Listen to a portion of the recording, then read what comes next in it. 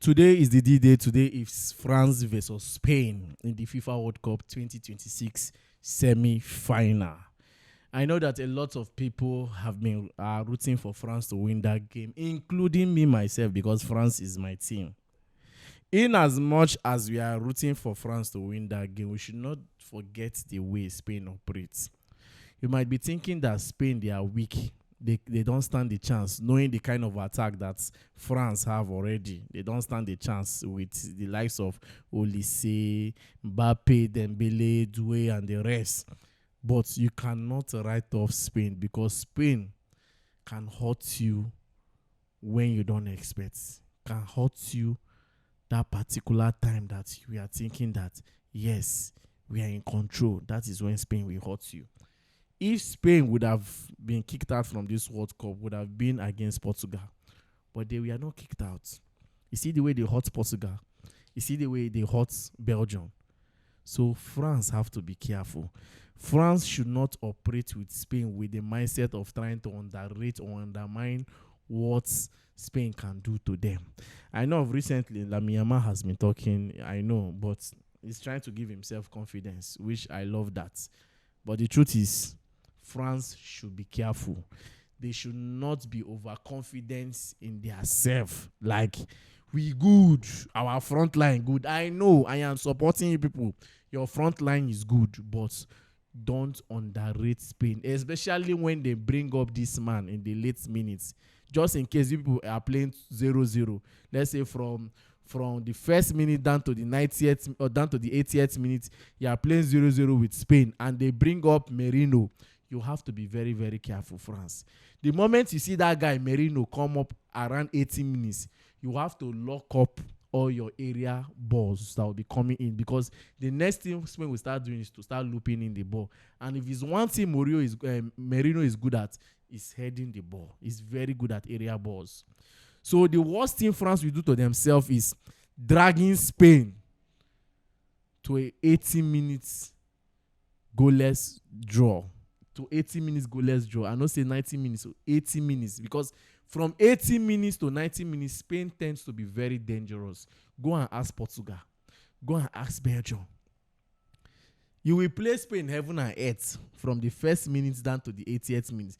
But from the 80th minute down to the 90th minute, it belongs to them. They will hit you very well.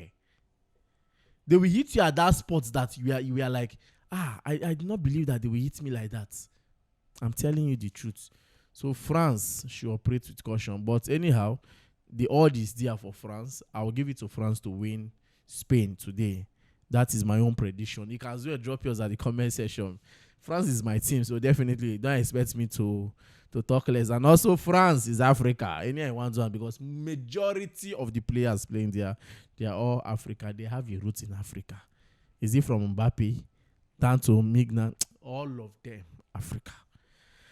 All right, let's move over to Chelsea. According to what we are hearing from Johnson Sport, they say that Chelsea are working with the representative of Badiashile and Disasi to find new clubs. At this point in time, I will say that Badiashile, there is no hiding spot again.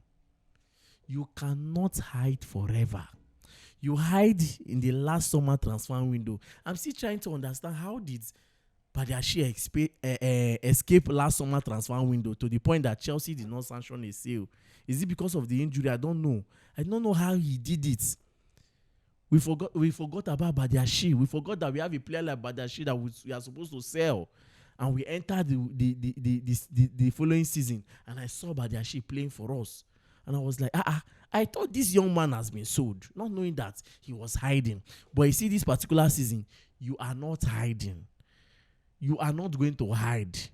Because Chelsea, we have already fished you out. Already, I told you guys now. Say, me personally, I will bring out Badiashile. And you are seeing the news now. You are seeing the news now. They are working with Badiashile representative to find a new club for him. To tell you that clubs are not even coming. They are looking for club. That is why I told Como that if they were seriously interested in Chalobah the way they were talking, because up till now, Inter Milan has not done anything. Inter Milan are not serious. They are not looking serious. They have not done anything. We are just hearing they are still on it. They are still on it. If Como was serious and they paid what Chelsea was offering, I can tell you for free that Chelsea would have offered Badiashile and Disasi to Como for £20 million, 10 million pounds. That's free. Buy one, take two free. That 10 million pounds is more like a compensation fee. Compensation fee. You understand? So, Badiashile, this time around, you are not hiding. Chelsea will make sure they sell you out of the club. And also, Chelsea plan to loan Mamadou Sarr to an English club this summer. At this point, I begin to ask myself, what was the need? I guess this is the second time Mamadou Sarr will be coming back to Chelsea and it's being sent out on loan. Abi, if I'm not mistaken. The first time he came back and we were during the Club World Cup and he was sent back to Strasbourg. Now, then when we started having some defensive issues, we brought him back from Strasbourg and now we are about to send him back on loan. This time around, I will prefer a Premier League club if they want rapid development. A Premier League club will be better.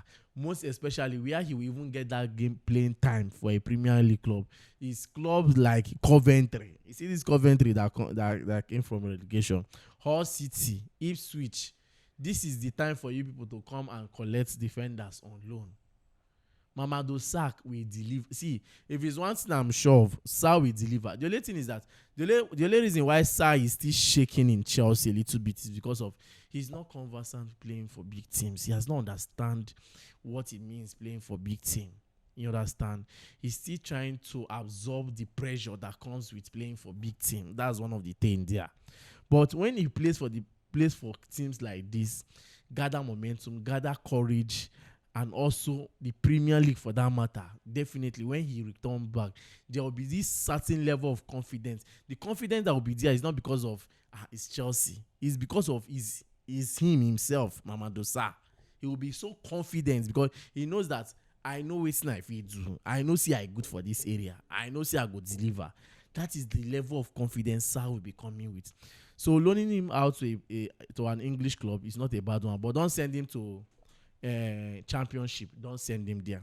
And also we got this update about Ayyoub Bouaddi. Ayyoub Bouaddi. Guess what? According to Davis Austin, they say that Ayyoub Bouaddi is being valued for 100 million euros. Ayyoub Bouaddi, the Moroccan central midfielder, if I'm not mistaken. Just because of one display against Brazil that boy trend. Just because of that trend that particular day. Up till now, I've not really been seeing, till Morocco got eliminated, I've not really been seeing that football that everybody was talking about. Ayyoub Bouaddi, 100 million euros. That means, if during that time when Garnacho dey Man U, you see that Shangalo went through. Only that Shangalo alone self for make Man U for sell Garnacho that season for like £150 million.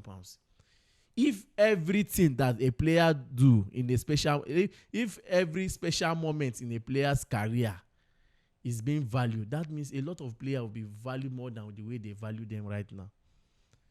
Because it's just because of one moment in the World Cup. And mind you, I've said it here. It's not that the World Cup is a bad place to sign player, but I will not tell you that the World Cup is a 100% place to go and look for player and buy, because it's a 1 month something, a 1 month tournament. We are talking about league. How did you perform for good 8 months? I be 9 months. How many months were they for league? I be 12 months. Then all of a sudden, I be 8 months. I be like 8 months. All of a sudden, just one World Cup performance. Now they value you for 100 million euros. It's a crazy deal, man. It's a crazy deal. But I know that if that valuation stands, he still remains in his club. Nobody will come all out for him. I don't think any club will come for him. Then, this other guy, what's his name? Garnacho. I'll keep saying it. Bluco, don't be stupid. Don't be tempted. Ibali, don't be tempted. Don't be tempted. If AS Roma is not ready to do business permanently, they should back out. Which one is they are going all in for Garnacho and Diego Moreira. Diego Moreira own is that they are offering a fee of 30 million euros with 10% sell-on clause. In the sense that if they plan to sell Moreira in the future, Chelsea will have 10% cut in that money. Then as for the case of Garnacho now, they are going to be offering 5 million euros as loan fee. Then with an obligation to buy for 35 million euros with condition. You see that obligation to buy, get condition inside. There's a condition inside that buy option clause. Mandatory buy option clause. There is a condition inside. And I have told you people that the condition comes with the number of games that Garnacho will play. There's a certain number of appearances Garnacho will play. That is when they will trigger that clause. What if Garnacho is not given that chance to appear like that? What if he doesn't meet up those certain number of appearances? We saw it in Jackson in Bayern Munich, where they say that there is a certain number of appearances that Jackson will make, then Bayern Munich will trigger the release clause, which me and you know that it was never going to be possible. And now, Garnacho own is the same. We are seeing it in the area of Garnacho. The same game plan. So that when they pay the 5 million now, they don't start him to that number that they want to start him, and they don't trigger the mandatory release clause. The next thing, they will pay a break fee. And I pray that break fee will be more than what they are even offering. Maybe with that, it will trigger them to even pay the money. Because anything Garnacho, I don't want situation whereby they will take him on loan. The next season we'll start thinking of how to. No. We don't want the case of Sancho in Man U to be Garnacho in Chelsea. See Garnacho. The way that boy carry for, the way he carry for from Man U, where your star been they shine. You allow English hype enter your head, pam. You start to feel as if say you be Cristiano Ronaldo for Man U. You can't dey feel pompous as if say they must sign you, they must play you, they no play you. This one, who he be? The same thing with Chelsea. Who he be? Who are you? Who think Chelsea we not send your papa for Chelsea? Once you don't do overdo.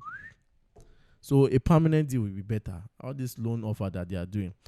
And also we also got an update about concerning Emega, Jackson, and Liam Delap. Chelsea is saying that they have not decided yet on which of these three forward they will sell. Whether Nicholas Jackson, Liam Delap, and Emmanuel Mega, but there's a possibility of selling McGill or loaning him. As for the area of McGill, I will prefer a loan deal for McGill. I never really enjoyed that boy. You see that loan when he go to Sunderland, that was the perfect time for McGill to develop well. And I bet you McGill would have gotten enough game time at Sunderland. He was beginning to get his rhythm. All of a sudden, this unknown Pam, they call Liam Delap, went to get an unnecessary injury. And the next thing, hey, bring back Delap. It was initially we were supposed to bring back Jackson. Jackson agent say, plane we don't go front, need they turn back. Now the plane don't they turn back. He don't turn back fully. But at the time I say, even though he don't turn back fully, he never land well. Because I will still tell you the guys that there's still a possibility of Chelsea selling Jackson. If a good offer comes, forget the fact that we have seen that Xabi Alonso wants him on his preseason tour. But that does not mean that if a good offer comes, Chelsea will not sell. Because if you read what they are saying, they say that Chelsea have not decided yet if they will sell, decided yet to sell any of these forward. They have not decided on the forward that they will sell yet between these three. I don't know. I don't think Chelsea will sell Emmanuel Mega. But if it's one player I want Chelsea to sell, you see Delap, they can sell Delap. Jackson, if a good offer can sell him if possible too. Sell him if possible too. Anyway, everybody that is shouting we still need Jackson. Yeah, I'll still be here. I'll still see why we need Jackson for next season. I'll still be here to see why we need Jackson for next season. And also, nothing has developed regarding Enzo Fernandez and Malo Gusto, because Chelsea value these two players, one for 120, the other one for 75 million pounds respectively. That means there's a chance of these two players remaining in Chelsea. Chelsea is trying to tell the world that, see, we don't want to sell this guy. You people are the ones pushing us. Some these clubs that are coming in doing church. Alpha Gusto and I go say Alpha Enzo, all of you that are doing Alpha. Chelsea is saying we don't want to sell low, but if we must say, this is what you will pay. Yes. Initially, Malo Gusto, sometime last month, that was how we were hearing this heated talk of Gusto and Man City. Maresca wants Gusto. Maresca know what he wants to do with Gusto. Hey, this one Man City. Blah, blah, blah. How far? Hello, how far? So last, Gusto and Enzo Fernandez, they will end up as a Chelsea player, and nothing will change. They will end up as Chelsea player. I'm telling you the truth. And also, Chelsea have not ended their pursuit for Morgan Rogers. The only problem there now is the fee, is the price tag. Like for me, I'll keep saying it. Morgan Rogers is not worth £100 million. Talk more of £130 million. See Arsenal is still struggling to sign Bruno Guimaraes. Is it Morgan Rogers of £130 million that they will not spend to go and sign? Come on now, let's think now. Not be every average will be 100 where they will carry money go poor. That is how I was talking about Ayyoub Bouaddi that has been valued for €100 million just because of one moment in the World Cup. Ha! Crazy, man. That means everybody they will sign them with moments now, because I remember Badiashile, there was one. Badiashile has his own moments in the Premier League against Liverpool. Even at that performance against Liverpool, the next day they put Badiashile for market. Clubs go pay 50 million to sign her because of that singular performance. One moment, they don't raise price tag up. So Rogers, Chelsea are just trying to keep hope alive, but Chelsea are not trying to make a decisive move for it, because already we have players on ground that they need to make decisive move for. Players like Pep Chavaria, and they are yet to do that. Players like Maxime Lacroix, they are yet to do that. You understand? And also players like Garnacho. Because I will still say it again, there's a possibility of Chelsea trying to revisit that deal. There's a possibility of them revisiting that Garnacho deal again. So guys, I guess that will be all for now when it comes to the updates this morning or afternoon. And do well to like, share, and subscribe. I remain your humble boy, Peters.